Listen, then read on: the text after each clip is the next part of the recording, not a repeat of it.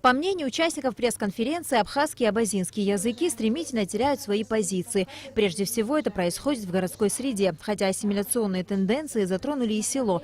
О цели программы рассказал ее руководитель, ученый, почетный член Академии наук Абхазии, президент автономной некоммерческой организации Алашера Муса Экзеков. Наша цель – это сделать родной язык модным, сделать повсеместным, чтобы знание родного языка стало абсолютной нормой. И,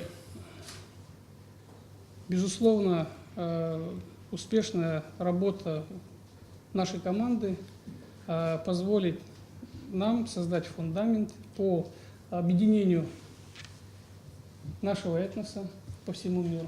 В городской среде многие родители предпочитают не учить родному языку детей и говорят с ними исключительно на русском. Это приводит к тому, что все меньший процент молодежи вырастает с полноценным знанием родного языка.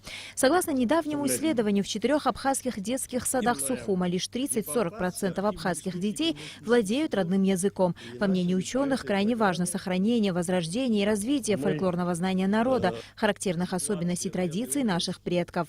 Так же, как и языки, наши языки, абазинский и абхазский, традиционная культура, если можно сказать, культуры абхазо-абазинского этноса пребывают в реальной опасности. Вообще фольклор в широком понимании как народная культура, как память традиции был и остается первоосновой культуры вообще, абазин и абхазов в частности. Программы, нацеленные на сохранение и развитие абхазо-абазинских языков, полностью финансируются руководителем организации Алашера меценатом Мусой Экзековым. На Алакове. Настя Мургожба, Абхазское телевидение.